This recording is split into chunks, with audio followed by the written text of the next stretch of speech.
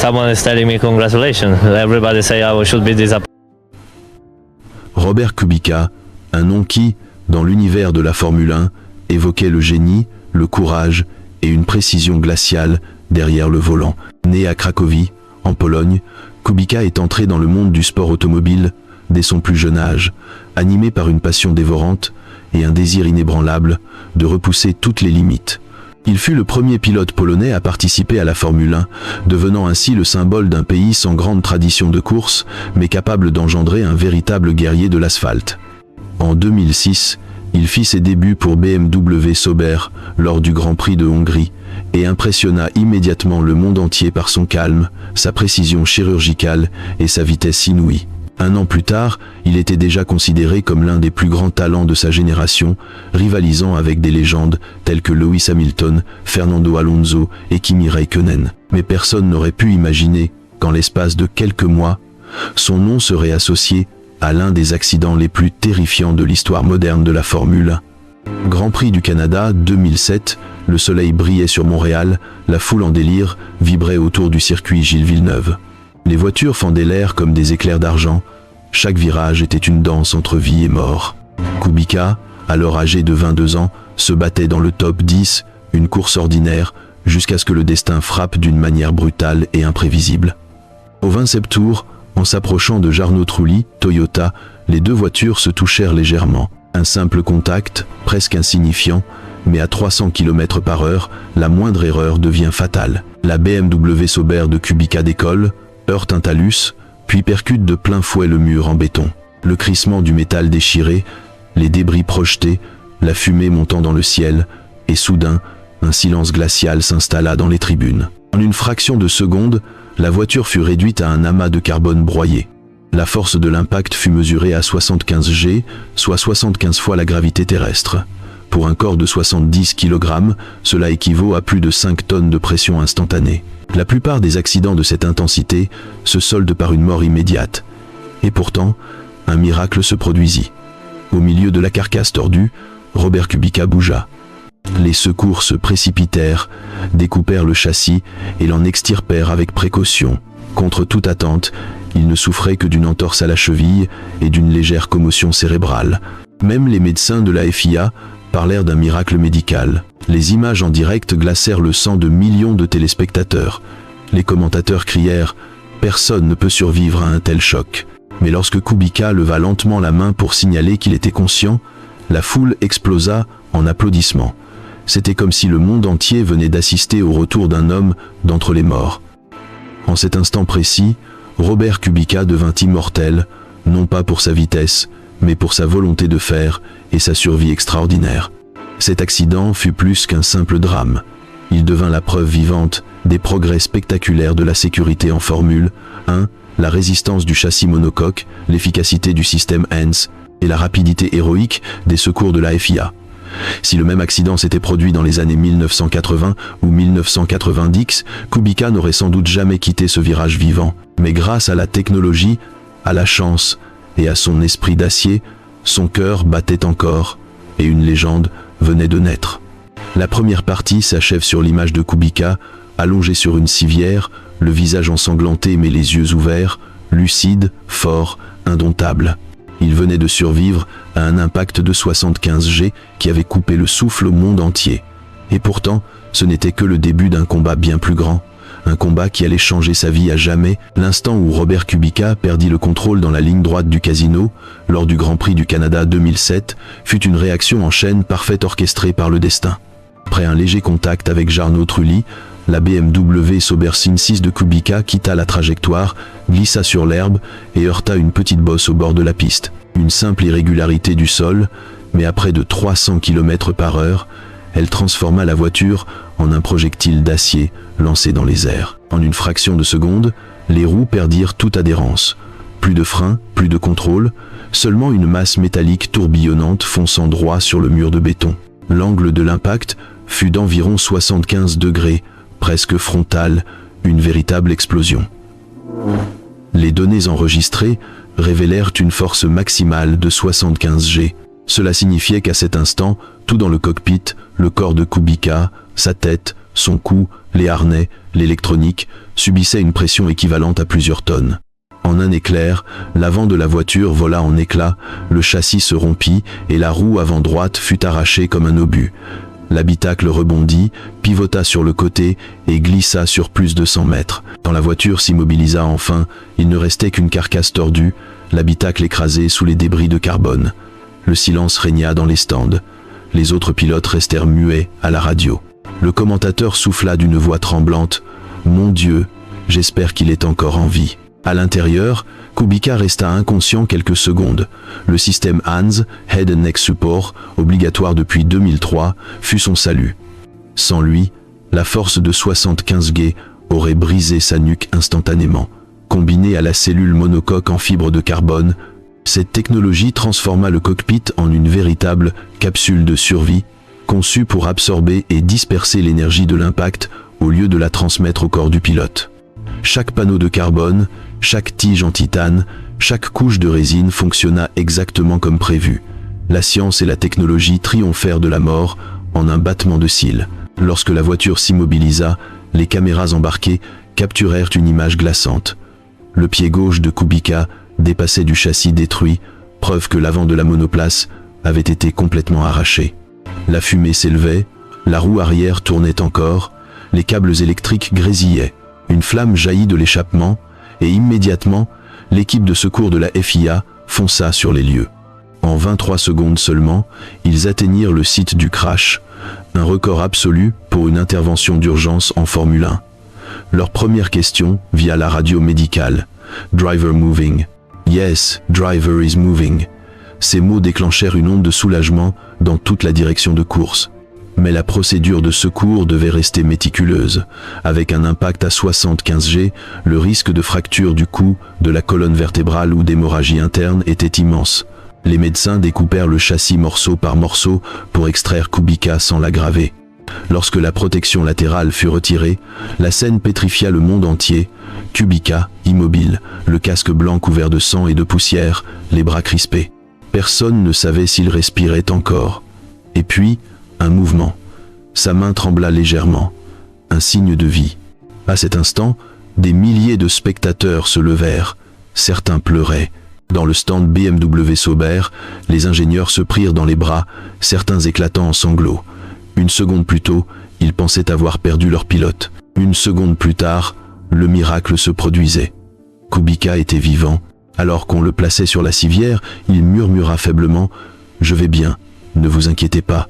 Des mots devenus le symbole de sa force intérieure et de son courage indestructible. Juste après l'accident, la FIA interrompit la course. Les équipes restèrent silencieuses, suspendues aux nouvelles. À l'hôpital du circuit, Kubica subit une batterie complète d'examens, scannés, IRM, radiographie. Les résultats laissèrent tout le monde sans voix, aucune fracture, aucune blessure grave, seulement quelques contusions et une légère commotion cérébrale. Le docteur Gary Hartstein, médecin en chef de la FIA, déclara « C'est un véritable miracle. À 75 G, les chances de survie sont pratiquement nulles. Ouah !» Les images de la BMW pulvérisée firent le tour du monde en quelques heures. Les journaux titraient « The crash no one should survive », l'accident dont personne ne devrait sortir vivant. Mais au cœur de cet enfer mécanique, Robert Kubica transforma la peur en espoir, prouvant qu'en Formule 1, la frontière entre la vie et la mort ne tient parfois qu'à une milliseconde. Après l'effroyable accident de Montréal, beaucoup pensaient que la carrière de Robert Kubica était terminée. Rares sont les pilotes qui survivent à un impact de 75 G, encore moins ceux qui ont le courage de remonter dans une voiture. Mais pour Kubica, la douleur physique n'était qu'une épreuve passagère face à sa volonté de vivre et de courir à nouveau. Moins de 24 heures après le crash, les médecins lui permirent de quitter l'hôpital. L'image de Kubica, le visage tuméfié mais souriant, quittant la salle médicale sous les applaudissements de toute l'équipe BMW Sauber, devint l'un des moments les plus émouvants de l'histoire de la Formule 1. Le monde entier le surnomma alors « l'homme d'acier ». La FIA, les équipes et les médias furent stupéfaits. Aucune fracture, aucune hémorragie, aucune blessure à la colonne vertébrale, seulement quelques ecchymoses, une légère commotion cérébrale et un mental indestructible. Le docteur Gary Hartstein, médecin en chef de la FIA, déclara « Il revient littéralement d'entre les morts ». Si l'impact avait été décalé de 10 cm, nous parlerions aujourd'hui d'un enterrement et non d'un miracle. Même Lewis Hamilton, alors en tête du championnat, avoua: quand j'ai vu ça, je me suis dit, personne ne peut survivre à un tel choc. Kubica est un surhomme. Mais le plus incroyable fut l'état d'esprit de Kubica. 2 semaines seulement après l'accident, au Grand Prix d'Indianapolis, il insista pour courir à nouveau. Par mesure de précaution, la FIA refusa. 3 semaines plus tard, au Grand Prix de France, Robert Kubica fit officiellement son retour. Non seulement il prit le départ, mais il termina la course dans le top 5. Autosport écrivit: « Il a frôlé la mort il y a à peine un mois, et aujourd'hui il roule à 300 km/h comme si de rien n'était. » Dès lors, Kubica n'était plus seulement un pilote, il était devenu un symbole de résilience. À chaque virage, on voyait en lui un guerrier qui avait regardé la mort dans les yeux et choisi de continuer. Le choc de 75G ne l'avait pas brisé, il l'avait forgé. Et 1 an plus tard, en 2008, il toucha enfin la récompense ultime. Lors du Grand Prix du Canada, sur le même circuit où il avait failli mourir, Robert Kubica revint, non pas pour terminer la course, mais pour la gagner. Après 70 tours haletants, il franchit la ligne d'arrivée en tête et offrit à BMW Sauber la première victoire de son histoire. Quand le drapeau à damier s'agita, le circuit de Montréal explosa de joie. 1 an plus tôt, ce lieu était son enfer. 1 an plus tard, il devint son paradis. Kubica cria dans la radio: « On l'a fait, l'an dernier, j'ai failli mourir ici, aujourd'hui, je gagne. » Ce moment n'était pas qu'un triomphe sportif, c'était une victoire de l'esprit humain. Il transforma le lieu qui avait failli lui coûter la vie en symbole d'espoir. Les médias baptisèrent cet épisode « The Miracle of Montreal », le miracle de Montréal. Des millions de fans y virent la preuve vivante de cette vérité. Aucune chute n'est trop grande pour celui qui veut vraiment se relever. Après cette victoire, Kubica s'imposa comme l'un des pilotes les plus complets du plateau, rapide, intelligent et intrépide. Des équipes comme Ferrari et McLaren s'intéressèrent à lui. Mais malgré la gloire, il resta humble, calme et concentré. Il disait souvent: « Je ne cours pas pour être célèbre, je cours parce que c'est ma façon de vivre. » Pourtant, le destin n'en avait pas fini avec Robert Kubica. Au moment même où il semblait au sommet de sa carrière, alors que beaucoup le voyaient futur champion du monde, la tragédie frappa à nouveau. Cette fois, ce ne serait pas dans une voiture de Formule 1, mais au volant d'une voiture de rallye, sur des routes étroites et traîtresses. Et cet accident allait bouleverser sa vie à jamais. En 2011, Robert Kubica était au sommet de sa carrière. Il avait quitté BMW Sauber pour rejoindre Renault, une équipe qui comptait sur lui pour renaître. La saison 2010 avait été brillante, rapide, régulier, précis. La presse européenne le voyait déjà comme un futur champion du monde et Ferrari envisageait sérieusement de le recruter pour 2012. Tout semblait enfin s'aligner pour le pilote polonais. Mais le matin du 6 février 2011, sur une petite route sinueuse du nord de l'Italie, tout bascula à nouveau. Robert Kubica participait au Ronde di Andorra Rally, une course régionale qu'il considérait comme un simple entraînement pendant l'intersaison. Il adorait le rallye, la forme la plus pure de la course automobile, où le pilote affronte la route réelle, imprévisible, vivante. Ce matin-là, le ciel de Ligurie était gris, la chaussée humide et glissante.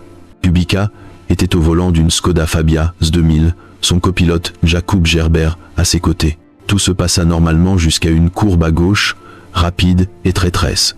Sur la droite, un mur de béton, sur la gauche, une barrière métallique.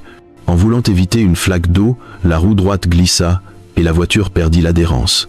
En une fraction de seconde, la Skoda partit en travers et percuta violemment la barrière. Cette barrière de sécurité en acier, censée protéger, se transforma en lance mortelle. Elle transperça la voiture de part en part, coupa le véhicule en deux et entra dans l'habitacle, à quelques centimètres seulement du cœur de Kubica. L'avant du véhicule fut pulvérisé. La tige métallique traversa la jambe droite de Kubica, sectionna son abdomen et détruisit son bras droit. Son copilote, Jakub Gerber, réussit à s'extraire presque indemne, mais Kubica resta coincé dans la carcasse pendant plus d'1 heure. Les secouristes durent découper la voiture avec des cisailles hydrauliques, tandis que le sang s'écoulait sans arrêt. Lorsqu'ils le sortirent enfin, Kubica avait perdu près de 6 litres de sang et se trouvait entre la vie et la mort. Il fut transporté d'urgence par hélicoptère à l'hôpital Santa Corona di Pietraligure. Là-bas, les chirurgiens affrontèrent une mission presque impossible. Le bras droit du pilote était en lambeaux, os brisés en dizaines de fragments, artères sectionnées, muscles et nerfs déchirés. L'opération dura plus de 7 heures.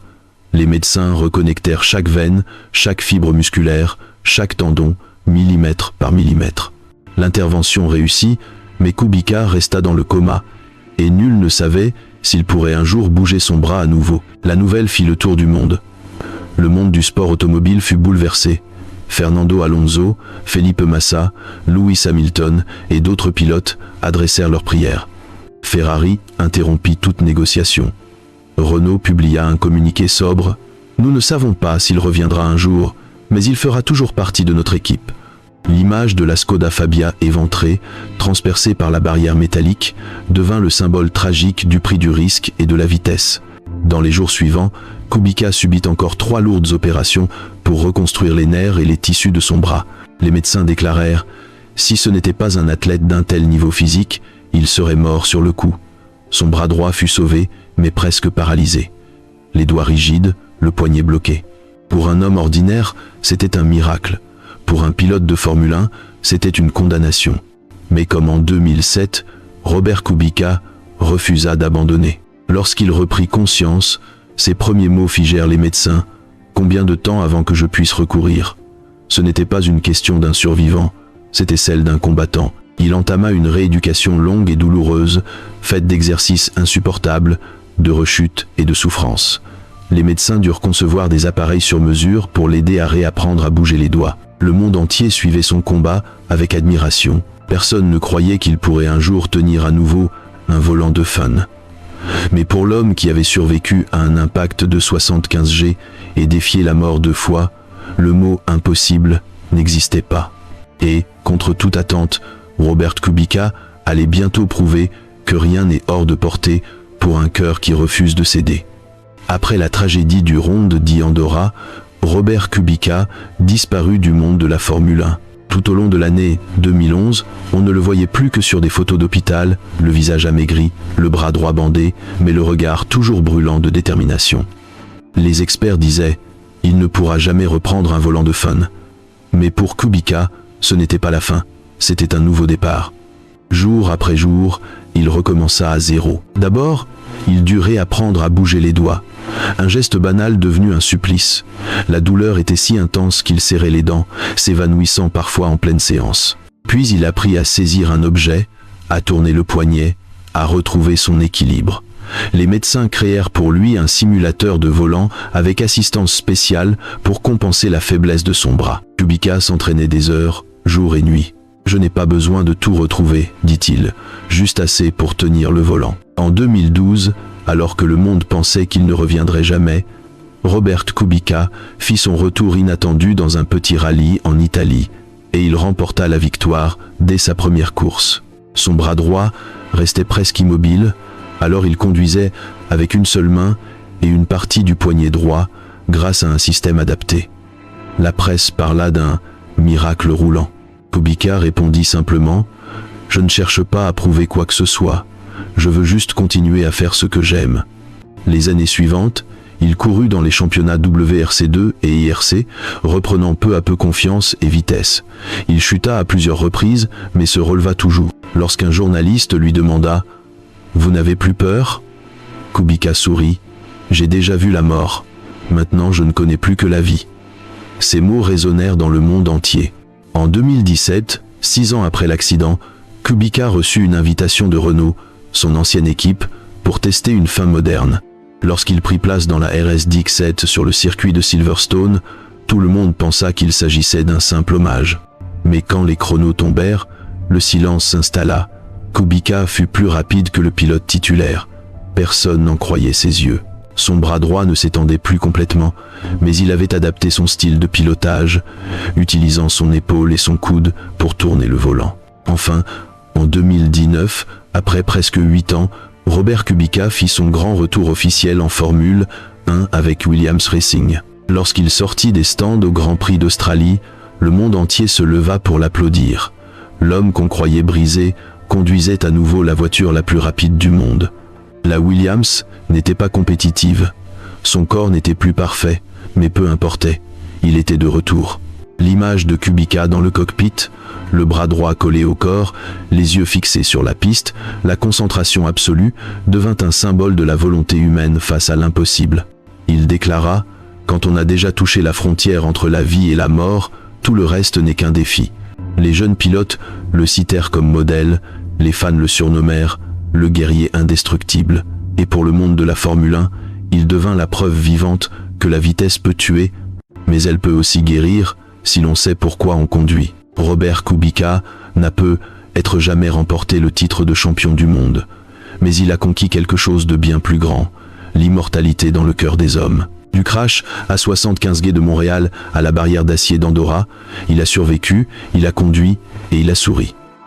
Et c'est pour cela que Robert Kubica n'est pas seulement un pilote, il est un symbole de courage, de persévérance et de foi en l'impossible. Robert Kubica n'est pas seulement l'histoire d'un pilote, il est la preuve vivante que la volonté humaine peut repousser toutes les limites. Du crash à 75 quai de Montréal en 2007, où il aurait dû mourir, à l'effroyable accident de 2011, lorsque la barrière d'acier traversa son corps, Kubica a affronté la mort 2 fois, et 2 fois, il a survécu. Pas par la force, mais par la volonté. Cette détermination fit de lui bien plus qu'un sportif, un symbole universel, une source d'inspiration pour tous ceux qui refusent d'abandonner. Dans le monde de la vitesse, où la frontière entre la vie et la mort se mesure en millièmes de seconde, chaque pilote sait qu'une erreur peut tout détruire. Mais rares sont ceux qui, après avoir regardé la mort en face, trouvent la force de revenir. Robert Kubica, lui, l'a fait. Il n'a pas seulement repris le volant, il a redonné du sens à la notion de courage. Il a montré à une génération entière de pilotes que l'échec n'est pas une fin, mais le début d'un nouveau combat. Je ne conduis pas pour fuir la peur, je conduis pour me sentir vivant, confia-t-il un jour. Son histoire a été racontée dans des documentaires, des articles, des conférences. Mais le plus bouleversant n'est pas ce qu'il a gagné sur la piste, c'est le chemin intérieur qu'il a parcouru. Celui d'un garçon polonais passionné de petites voitures, devenu star de la fin, puis d'un homme qui dut réapprendre à bouger un doigt juste pour toucher le volant encore une fois. Chez Kubica, on découvre une nouvelle définition du mot « vainqueur ».